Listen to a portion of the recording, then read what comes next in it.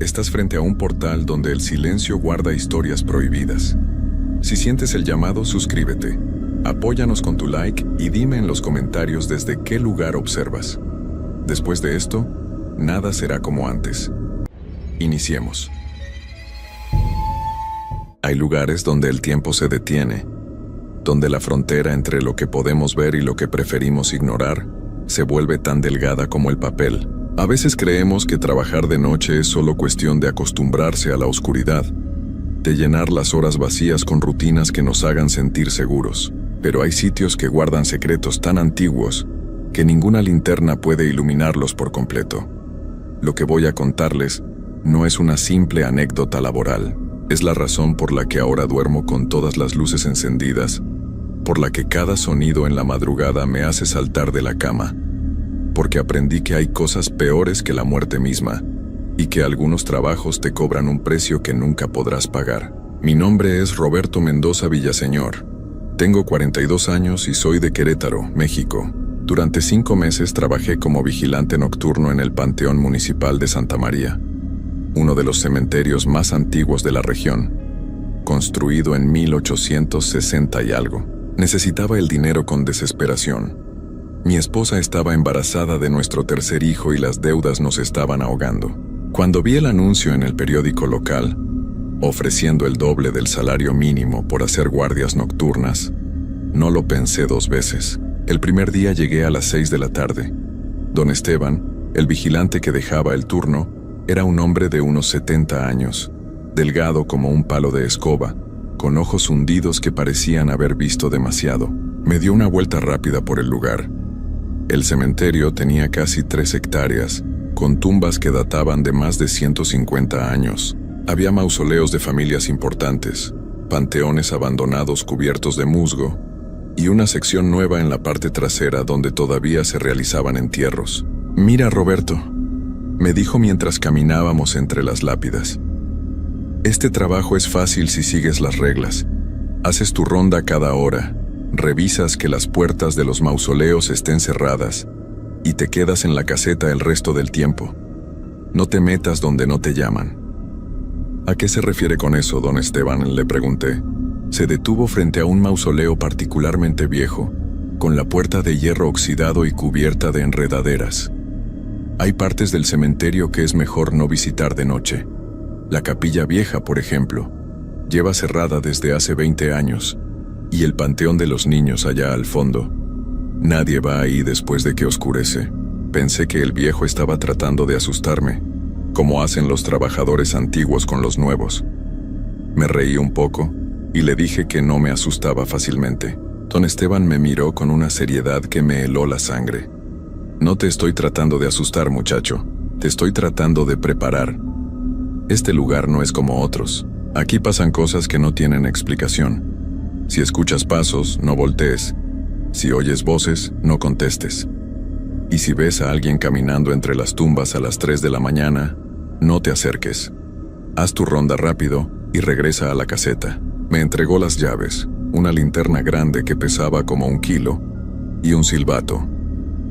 El silbato es para emergencias reales. Hay una patrulla que pasa por aquí cada 2 horas. Si lo tocas, vendrán en menos de 5 minutos. Se quedó callado un momento y luego agregó en voz baja: «Aunque dudo que lleguen a tiempo si realmente lo necesitas». Esa primera noche no pasó nada fuera de lo normal. Hice mis rondas, revisé las puertas de los mausoleos, caminé entre las hileras de tumbas iluminando con la linterna los nombres y fechas grabados en la piedra. El silencio era pesado, del tipo que te hace escuchar tu propia respiración demasiado fuerte. Había algunos árboles viejos que crujían con el viento, y de vez en cuando escuchaba el aullido de algún perro callejero en la distancia. Pero nada más. Me sentí aliviado. Tal vez don Esteban solo quería asustarme. La segunda noche fue igual. Y la tercera. Comencé a relajarme. El trabajo era solitario y un poco deprimente, pero nada que no pudiera manejar. Llevaba un radio portátil para escuchar música mientras estaba en la caseta, y me preparaba café en un termo que traía de casa. Las horas pasaban lentas pero sin sobresaltos. Fue en la 4ª noche cuando empezaron las cosas extrañas. Eran las 2 de la mañana. Estaba en la caseta medio dormido con el radio prendido en volumen bajo cuando escuché un golpe fuerte. No fue un sonido normal, como una rama cayendo o algo así. Fue un golpe metálico, como si alguien hubiera azotado la puerta de uno de los mausoleos. Me levanté de inmediato, agarré la linterna y salí. El cementerio estaba oscuro, iluminado apenas por la luna creciente que se asomaba entre las nubes. El golpe había venido del lado este, donde estaban las tumbas más antiguas. Caminé despacio, alumbrando hacia todos lados. Las sombras de las lápidas se proyectaban largas y deformadas sobre el pasto crecido. Cuando llegué a la zona de los mausoleos viejos, todo estaba en silencio. Revisé cada puerta. Todas seguían cerradas con candado, tal como las había dejado en mi ronda anterior. No había señales de que alguien hubiera estado ahí. Pensé que tal vez había sido un animal, un gato grande o algo así. Estaba a punto de regresar a la caseta cuando vi algo que me dejó paralizado. Una de las puertas, la del mausoleo de la familia Aguirre, tenía la enredadera que la cubría completamente arrancada, como si alguien la hubiera jalado con fuerza desde adentro. Las ramas estaban esparcidas en el suelo, todavía frescas, con la savia brillando bajo la luz de mi linterna. Me acerqué despacio. La puerta seguía cerrada, pero ahora podía ver algo que antes no había notado. En el metal oxidado había marcas, como si alguien hubiera estado arañando desde el interior. Marcas profundas, recientes que atravesaban décadas de óxido y mugre. Sentí un escalofrío recorrerme la espalda. Puse mi mano sobre el metal de la puerta y estaba helado, mucho más frío de lo que debería estar en una noche templada de abril. Y entonces lo escuché, un rasguño, lento, deliberado. Venía de adentro del mausoleo. Retrocedí tan rápido que casi me caigo sobre una tumba. Mi corazón latía como si quisiera salirse de mi pecho. Me quedé ahí parado, con la linterna temblando en mi mano, esperando escucharlo otra vez. Pero no se repitió. Solo había silencio.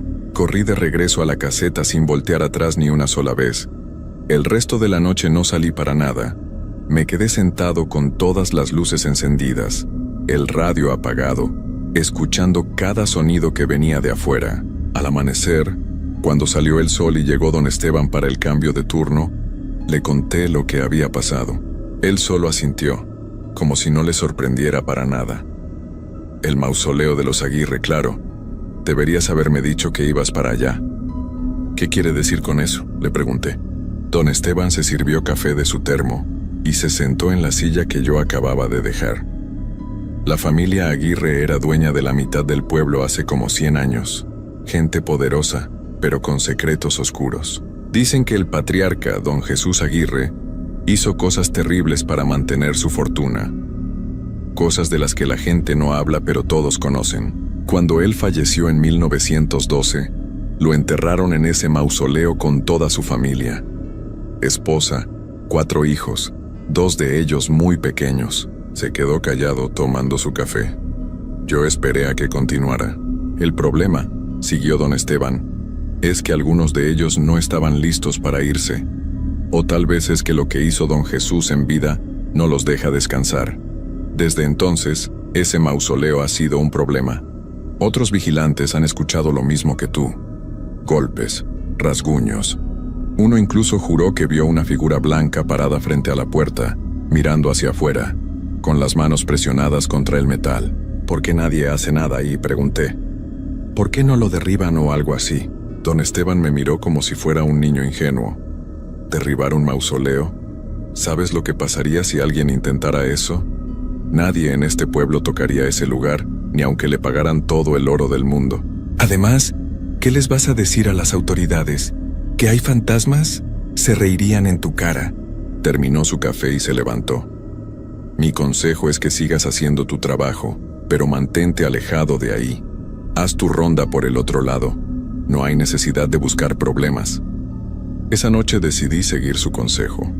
Cuando hice mi ronda de las 2 de la mañana, tomé el camino largo que evitaba por completo la sección de los mausoleos viejos. No quería volver a escuchar esos rasguños.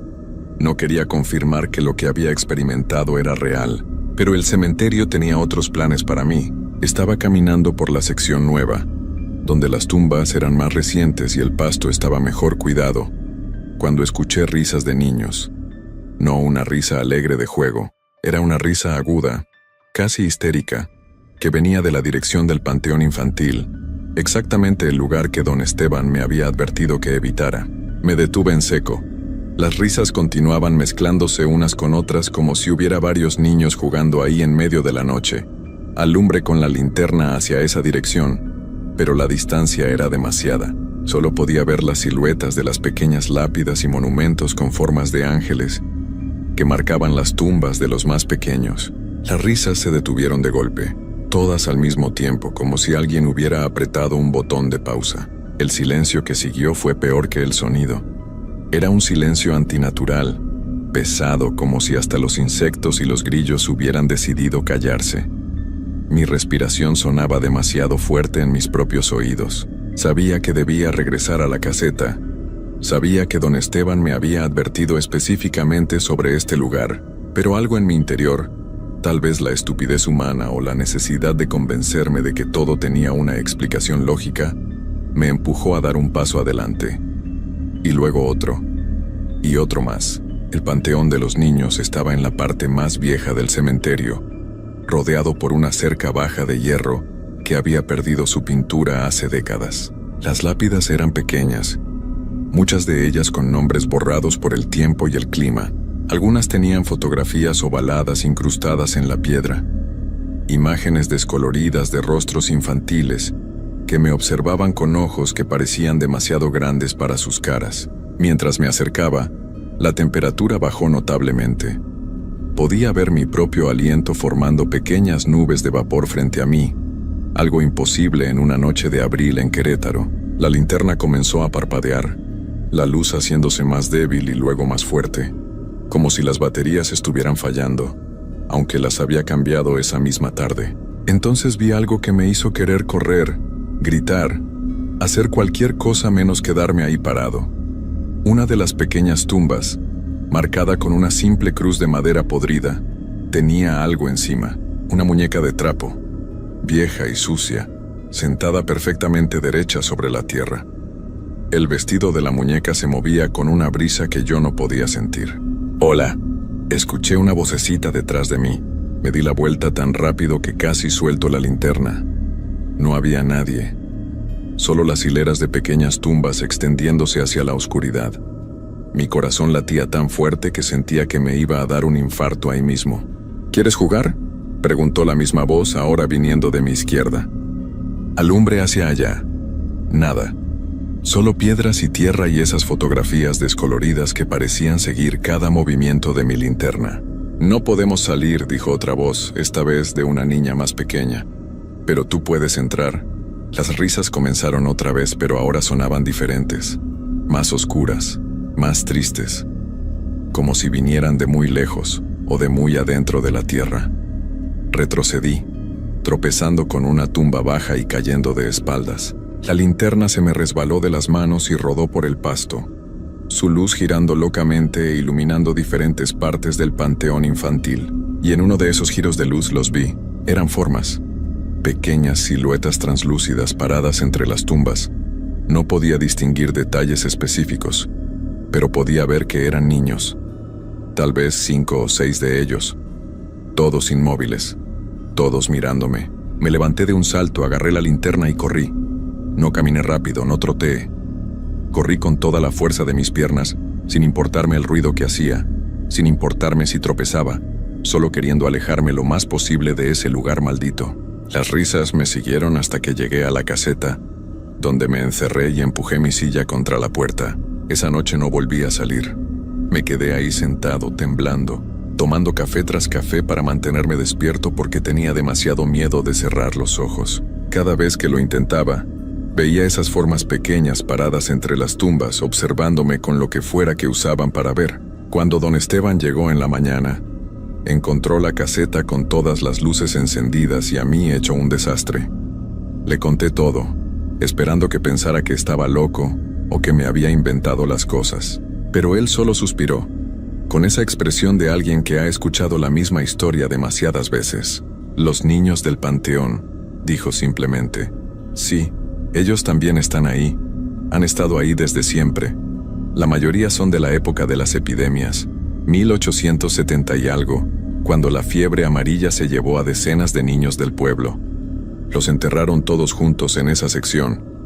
Dicen que muchos de ellos estaban enfermos, pero no habían terminado de irse cuando los pusieron bajo tierra. En aquellos tiempos no tenían los métodos que tenemos ahora para confirmar este tipo de cosas. El horror de lo que insinuaba me golpeó como un martillo. ¿Está diciendo que los enterraron cuando todavía...? Estoy diciendo que es lo que la gente cuenta, me interrumpió don Esteban. No sé si es verdad o no. Lo que sí sé es que ese lugar no es seguro de noche. Los que han ido ahí cuentan cosas similares a lo que tú viviste. Voces, risas, figuras. Algunos dicen que los niños solo quieren compañía, que están solos. Otros dicen que están enojados, que quieren llevarse a alguien con ellos. Yo no sé cuál versión es la correcta, pero sé que es mejor no averiguarlo. Le dije que renunciaba, que no importaba cuánto pagaran, no valía la pena, que prefería seguir endeudado antes que volver a pasar por algo así. Don Esteban me miró con compasión. Lo entiendo, muchacho. De verdad lo entiendo. Pero piensa en tu familia, en tu esposa embarazada, en tus hijos. ¿De verdad puedes darte el lujo de dejar este trabajo? Tenía razón. Los números no mentían. Necesitaba este empleo. Así que tomé una decisión que ahora me atormenta cada día de mi vida. Decidí quedarme, pero con reglas más estrictas. No me acercaría al mausoleo de los Aguirre. No iría al panteón de los niños. Haría mis rondas rápido por las zonas seguras y pasaría el resto del tiempo encerrado en la caseta. Y funcionó. Por 2 semanas completas seguí mi nueva rutina sin incidentes.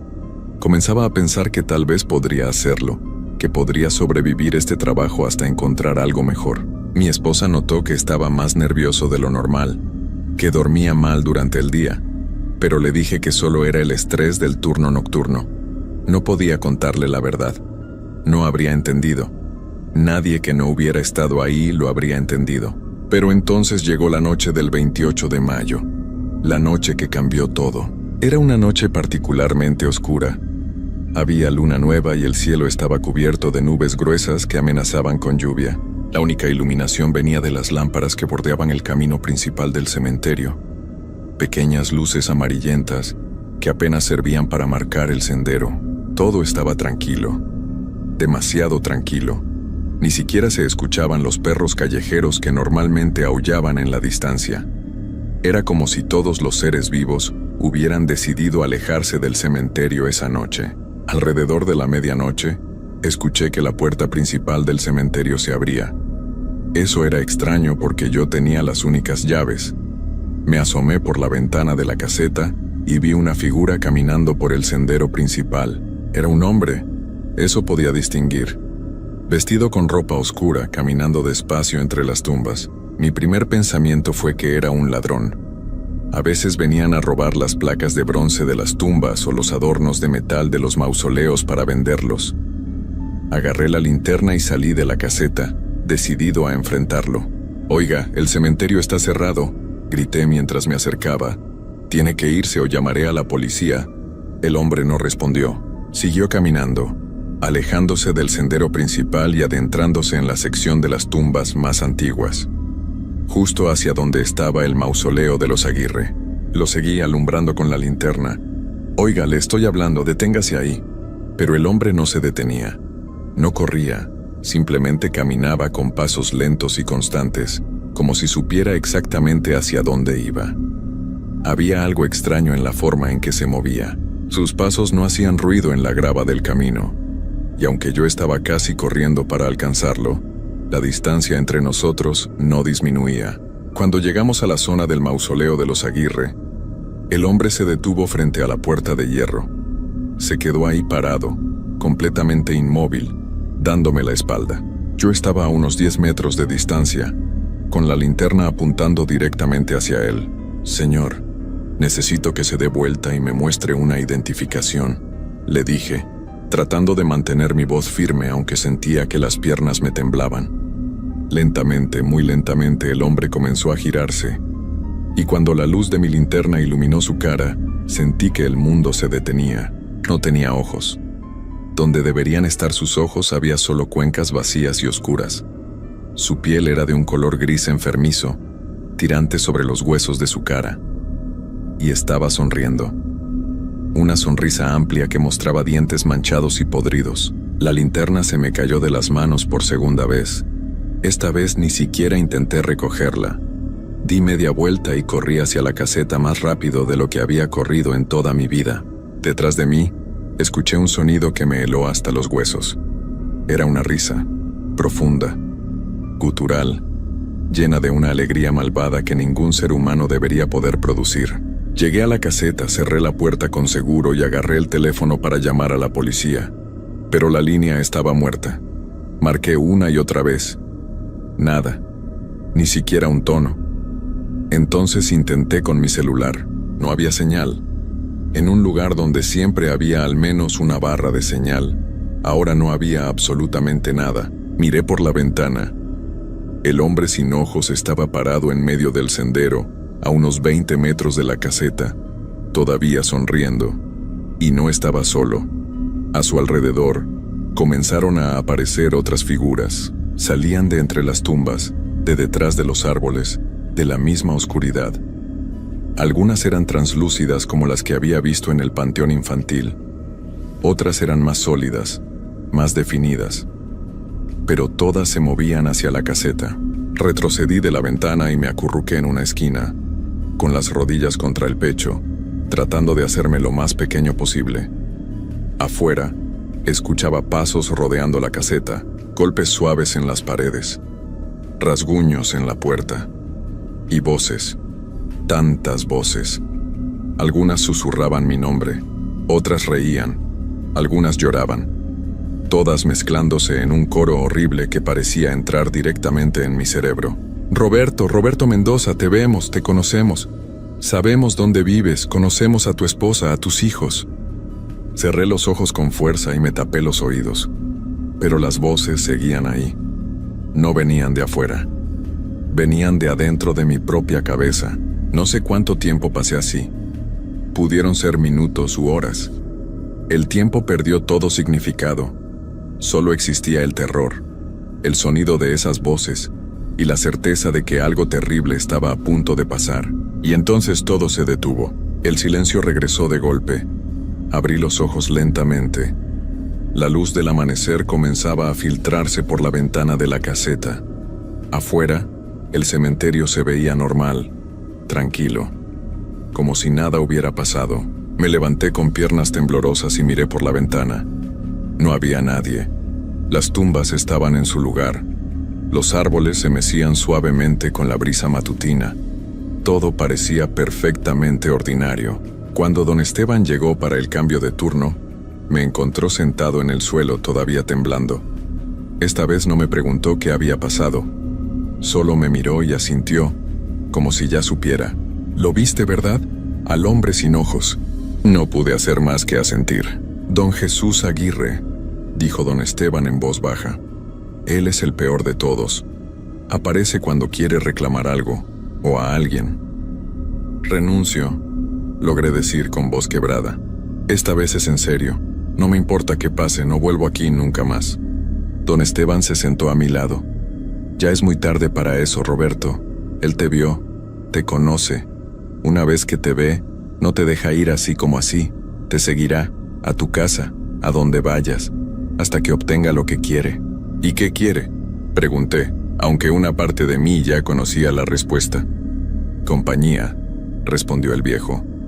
No le gusta estar solo en ese mausoleo.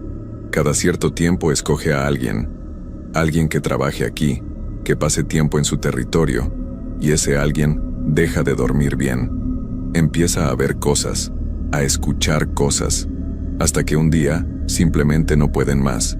Me levanté de un salto. No. Tiene que haber una forma de detenerlo, algún ritual, alguna manera de protegerse. Don Esteban negó con la cabeza lentamente. Lo siento, muchacho. He visto pasar esto antes. 3 vigilantes en los últimos 20 años. Todos empezaron igual que tú. Todos terminaron igual. ¿Cómo terminaron?, pregunté, Aunque no estaba seguro de querer saber la respuesta, el viejo me miró con ojos llenos de tristeza. Uno simplemente desapareció.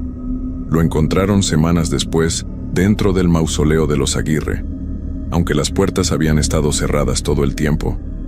Otro se volvió loco. Comenzó a hablar de voces que no lo dejaban en paz. Terminó internado en un hospital. El tercero se detuvo como si le costara continuar. El tercero decidió que la única forma de acabar con el tormento era terminar con su propia vida. Lo hizo aquí mismo, en la caseta, durante su último turno. Sentí que el piso se movía bajo mis pies. ¿Y usted? ¿Por qué a usted no le pasa nada? Oh, a mí también me pasó, dijo don Esteban con una sonrisa triste. Hace 30 años, cuando era joven como tú, don Jesús también me escogió. Me atormentó durante meses, pero yo hice un trato con él. ¿Qué tipo de trato? El viejo se levantó y caminó hacia la puerta. Eso no importa. Lo que importa es que tú no puedes hacer el mismo trato que yo. Solo funciona una vez, y yo ya lo usé. Tiene que haber otra forma. Insistí sintiendo la desesperación creciendo en mi pecho. Don Esteban se volteó antes de salir. Tal vez la haya, pero yo no la conozco. Lo único que puedo decirte es que no huyas. Si intentas huir, será peor. Te encontrará donde sea que vayas y el tormento será más intenso. Tu única opción es seguir viniendo, seguir trabajando y tal vez, solo tal vez, te aburra de ti y te deje en paz. O tal vez no. No hay garantías en esto.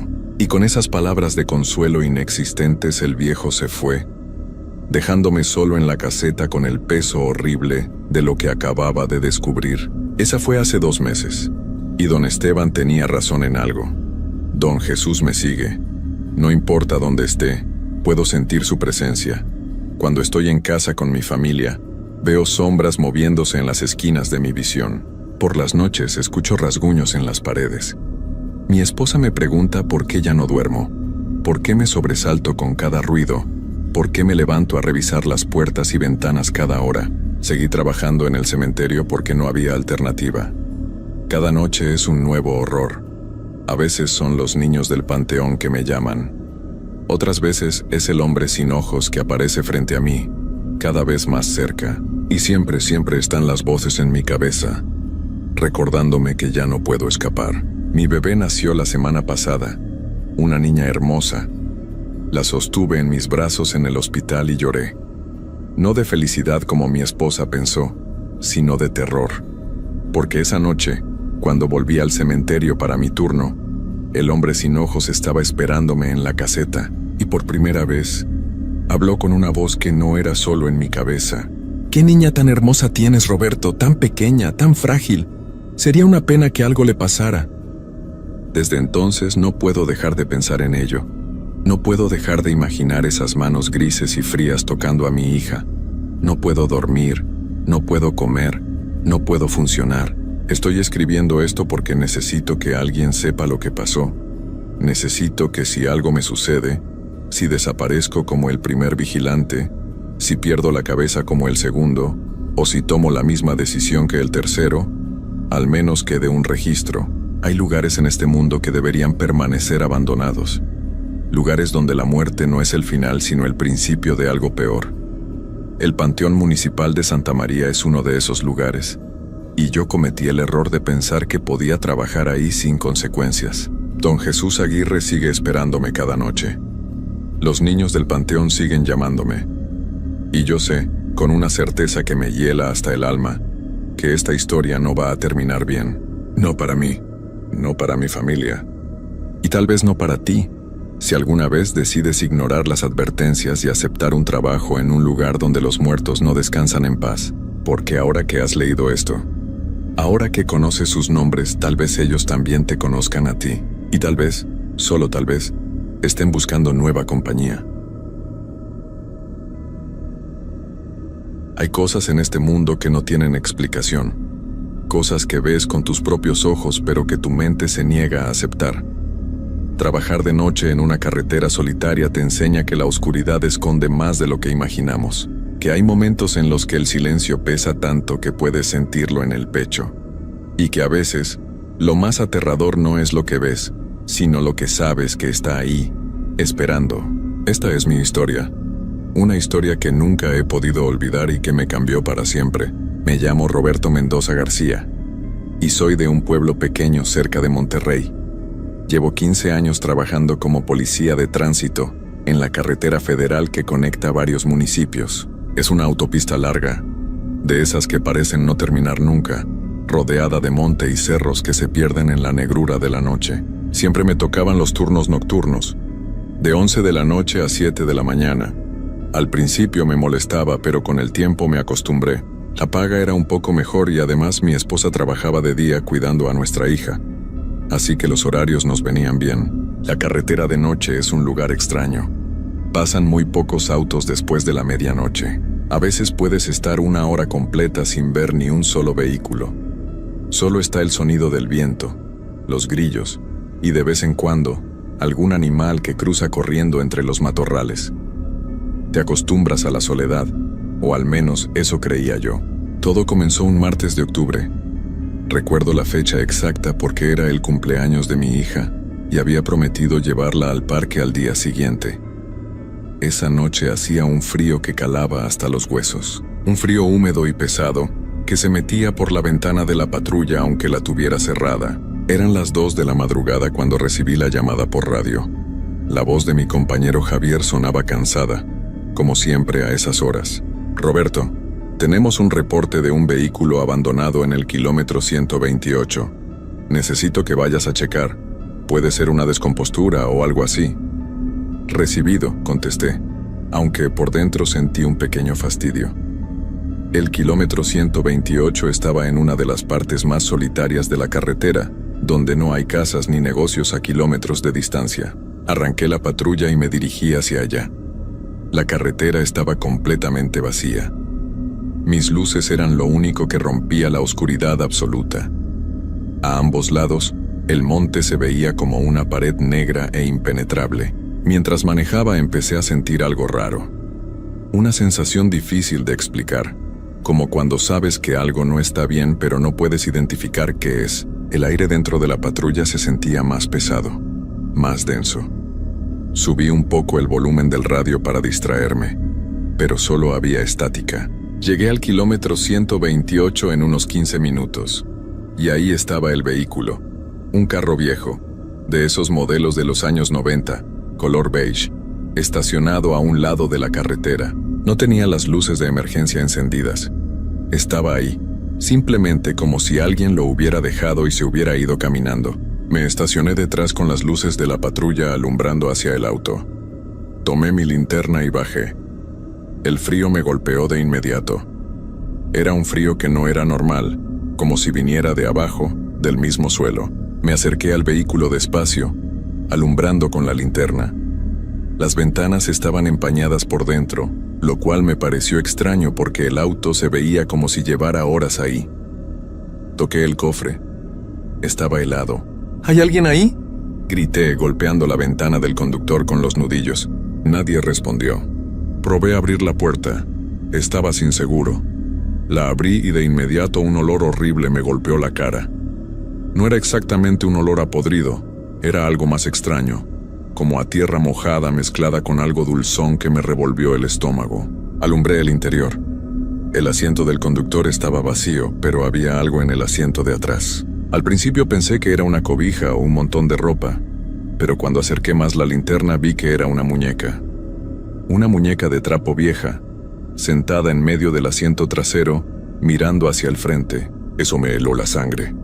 No sé por qué, pero ver esa muñeca ahí sola en ese auto abandonado en medio de la nada, me provocó un escalofrío que me recorrió toda la espalda. Revisé la guantera buscando alguna identificación del dueño, pero solo encontré papeles viejos, recibos de gasolina de hace años y un mapa de carreteras todo arrugado. Cerré la puerta del auto y me alejé para reportar por radio, pero cuando levanté el radio para hablar solo escuché estática.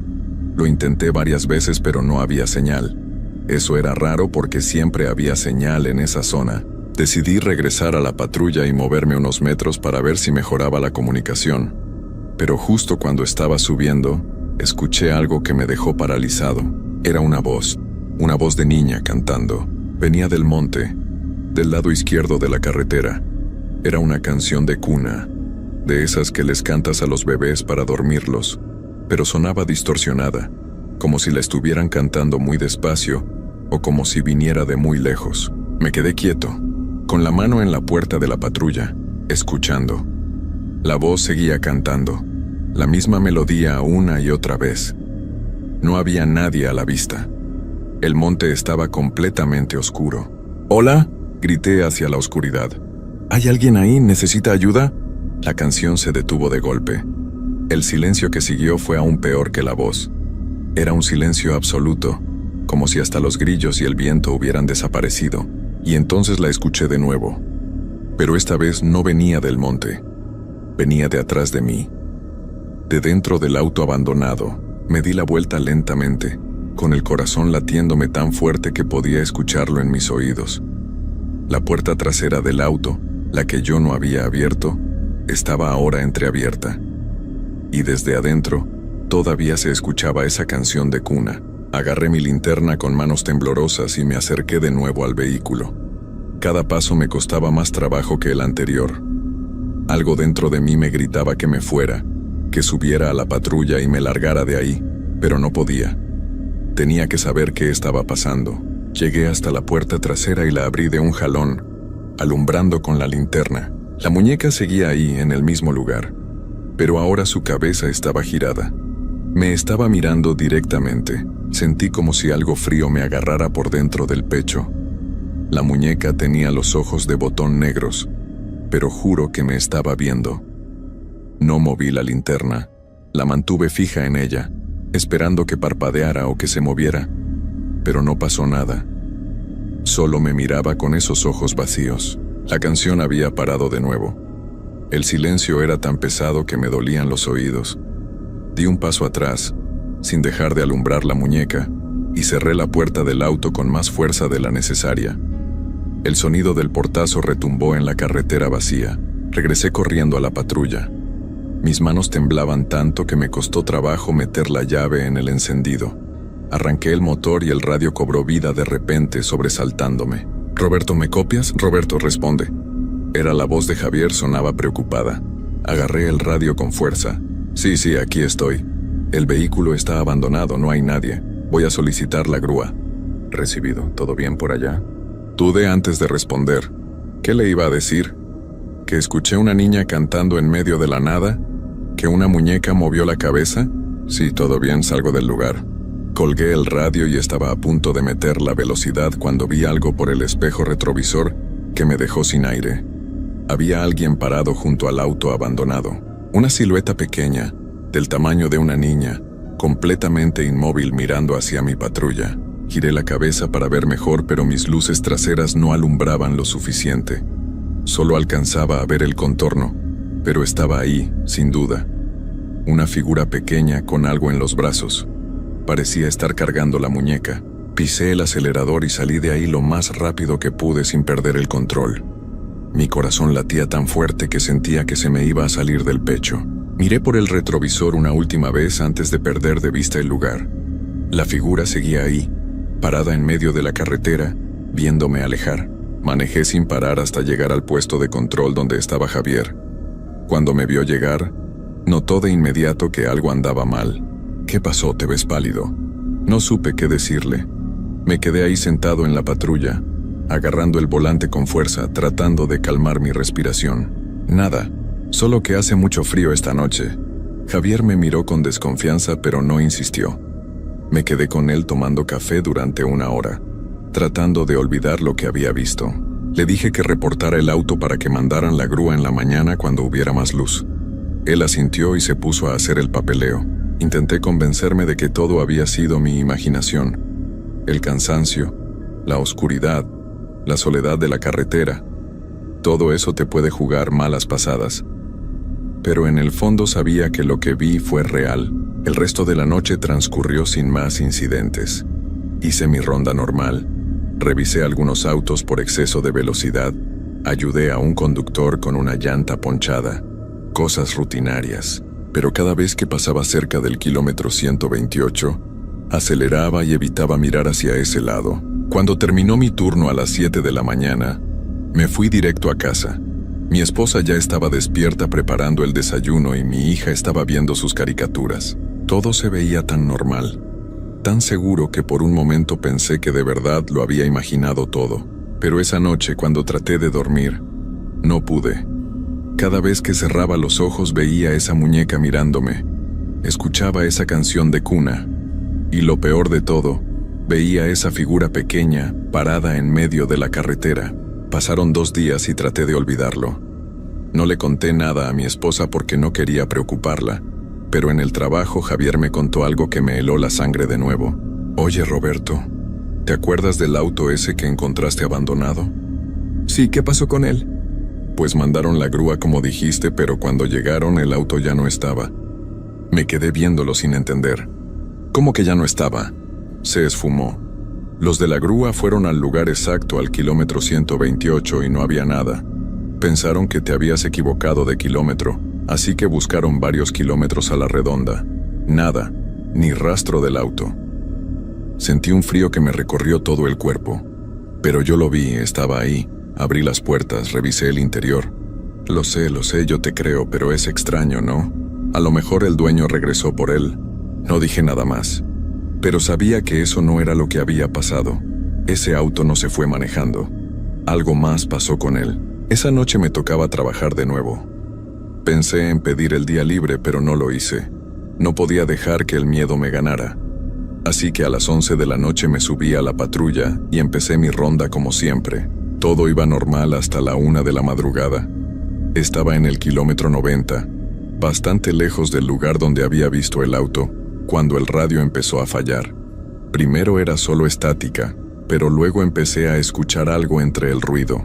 Parecían voces, pero no podía distinguir qué decían. Detuve la patrulla a un lado de la carretera y traté de ajustar la frecuencia del radio. Las voces se hicieron más claras, y entonces la escuché. La misma canción de cuna de aquella noche. Salía del radio de la patrulla. Clara, nítida, esa melodía infantil cantada con esa voz distorsionada y lenta. Apagué el radio de inmediato, pero la canción continuó.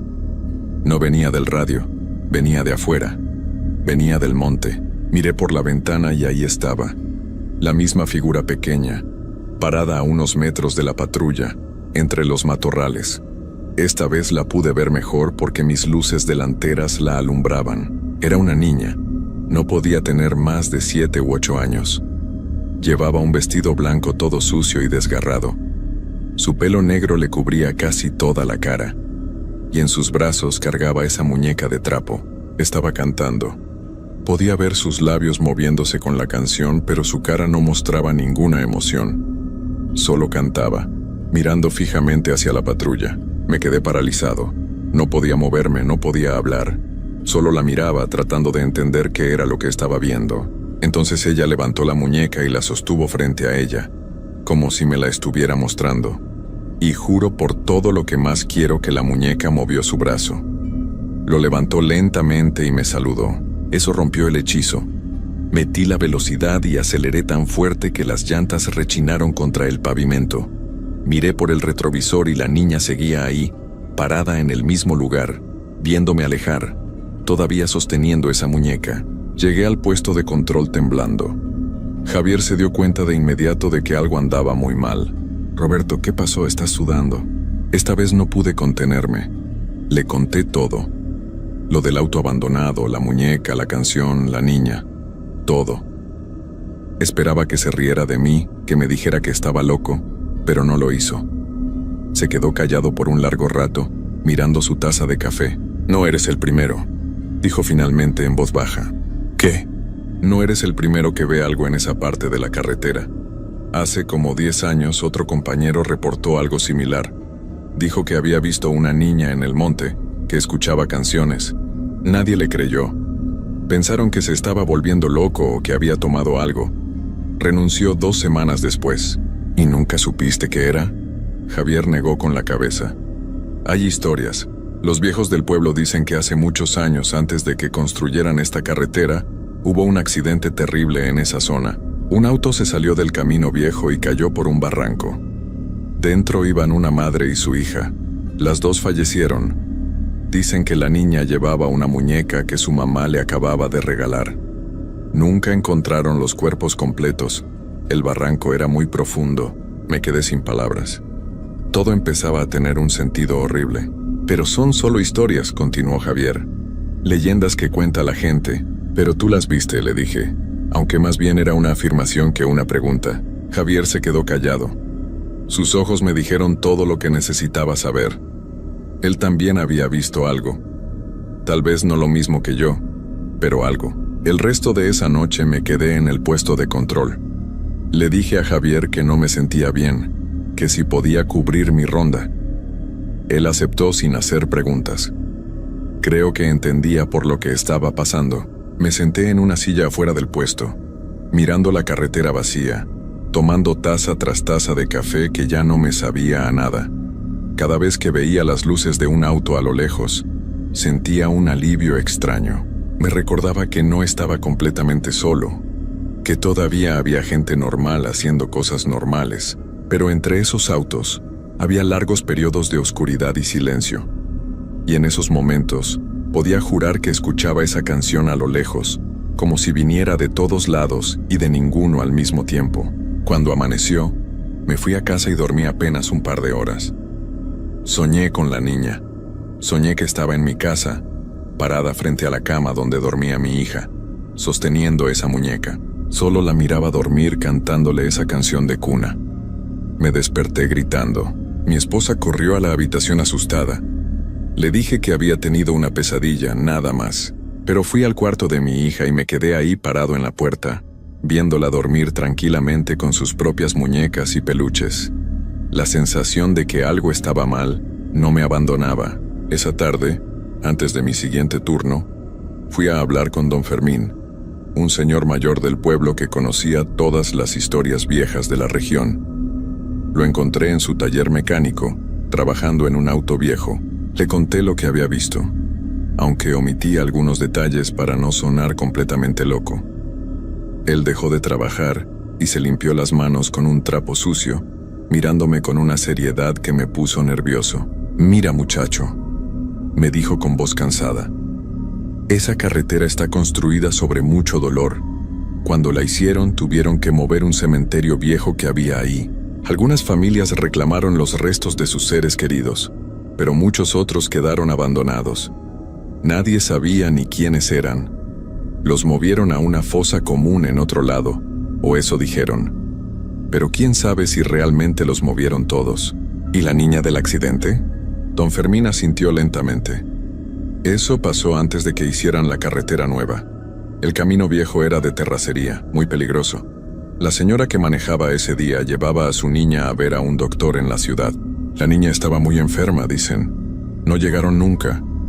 El auto cayó por el barranco y cuando los encontraron días después, la niña todavía abrazaba su muñeca. Era lo único que quedaba intacto. Sentí un escalofrío. ¿Por qué sigue ahí? ¿Por qué no puede descansar? El viejo me miró con ojos tristes. Algunos dicen que porque murió lejos de su casa, sola, asustada. Otros dicen que porque nunca llegó a donde su mamá la llevaba y sigue esperando completar ese viaje. Lo único que sé es que no eres el primero que la ve, y seguramente no serás el último. Esa carretera ya es parte de ella, o ella es parte de la carretera. Es difícil saberlo. ¿Y qué puedo hacer? Don Fermín negó con la cabeza. Nada, solo evitar ese tramo si puedes.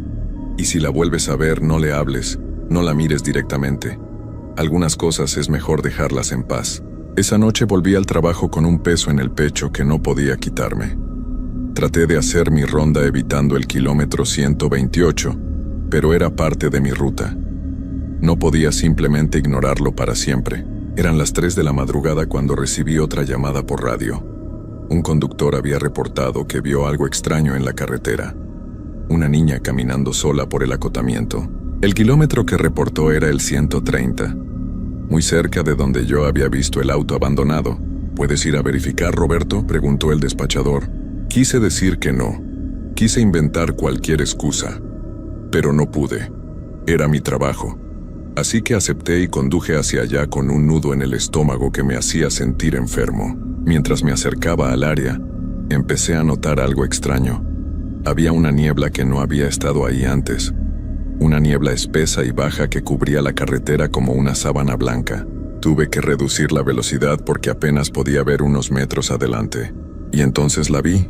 Ahí en medio de la carretera, parada en mi carril, estaba la niña, inmóvil con su vestido blanco sucio, su pelo negro cubriéndole la cara, sosteniendo esa muñeca contra su pecho. Esta vez estaba directamente en mi camino. Frené la patrulla a unos 20 metros de ella. Mi corazón latía tan fuerte que me dolía el pecho. Sabía que tenía que hacer algo, pero estaba paralizado del miedo. La niña empezó a caminar. Lentamente se acercaba a la patrulla. Cada paso era deliberado, pesado.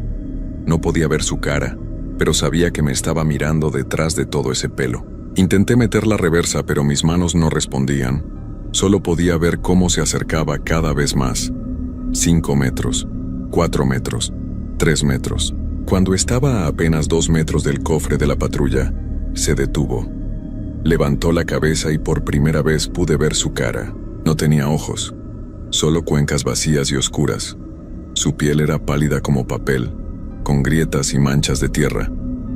Su boca estaba ligeramente abierta, y de ella salía esa canción, aunque sus labios no se movían. Levantó la muñeca y la sostuvo contra el vidrio delantero de la patrulla. La muñeca me miraba con esos botones negros. Y entonces, con una voz que no era de niña sino algo mucho más viejo y quebrado, escuché 3 palabras que venían de todas partes. «Llévame a casa». Algo dentro de mí se rompió. No sé si fue el instinto de supervivencia o simplemente el terror puro, pero mis manos cobraron vida. Agarré el volante con fuerza, giré bruscamente y pisé el acelerador. La patrulla derrapó en el pavimento mojado, pero logré esquivarla. Cuando pasé a su lado, giré la cabeza por un segundo. La niña se había dado la vuelta y me estaba viendo alejarme. No se movió. No corrió detrás de mí.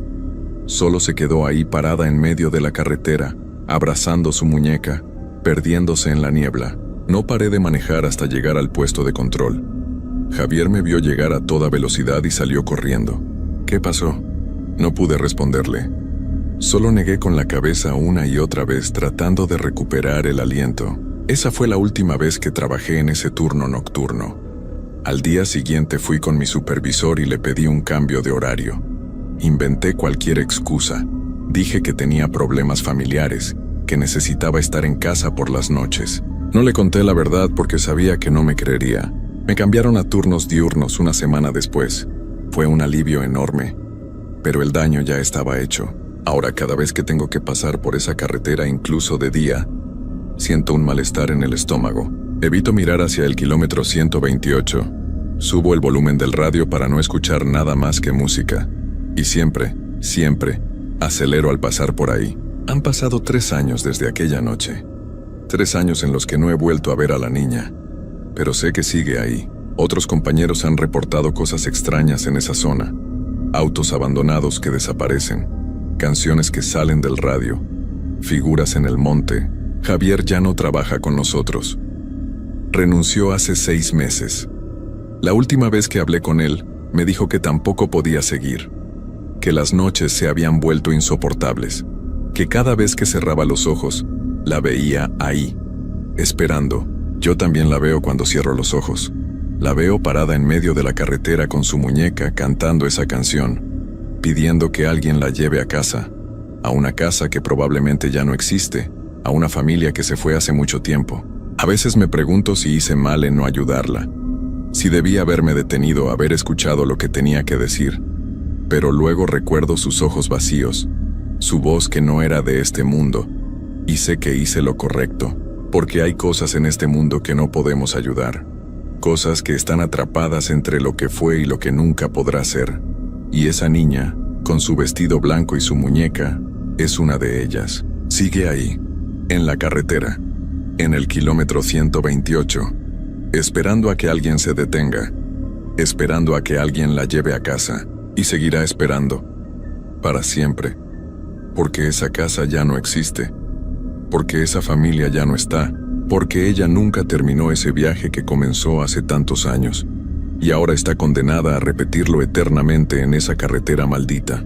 Yo ya no trabajo de noche, pero a veces cuando paso por ahí de día, Puedo jurar que veo algo entre los árboles, una sombra pequeña, una figura que me observa, y aunque el sol brille con fuerza y todo parezca normal, siento ese mismo frío que sentí aquella noche, porque sé que ella sigue ahí, esperando, siempre esperando. Y lo peor de todo es que ahora, cuando estoy en casa y escucho a mi hija jugar con sus muñecas en su cuarto, a veces la oigo cantar esa canción, esa maldita canción de cuna. No sé dónde la aprendió, nunca se la he enseñado, pero la canta, bajito, como si alguien se la hubiera susurrado en sueños. Y yo finjo no escucharla. Finjo que todo está bien. Finjo que esa noche en la carretera no cambió nada, pero sé la verdad. Sé que algunas cosas no te dejan ir, que algunas presencias se quedan contigo, sin importar cuánto te alejes, que la oscuridad de esa carretera me tocó con sus dedos fríos y dejó una marca que nunca se borrará. Por eso escribo esto, no como advertencia porque sé que nadie me creerá. Lo escribo porque necesito sacarlo de dentro, aunque sea por un momento. Necesito que alguien más sepa que esa niña existe, que no fue mi imaginación, que es real. Y si algún día tienes que manejar por una carretera solitaria en medio de la noche, y ves un auto abandonado a un lado del camino, o escuchas una canción de cuna en el silencio, o ves una figura pequeña parada entre las sombras, por favor no te detengas. Solo sigue manejando, y no mires atrás, porque si lo haces tal vez ella decida seguirte a ti también,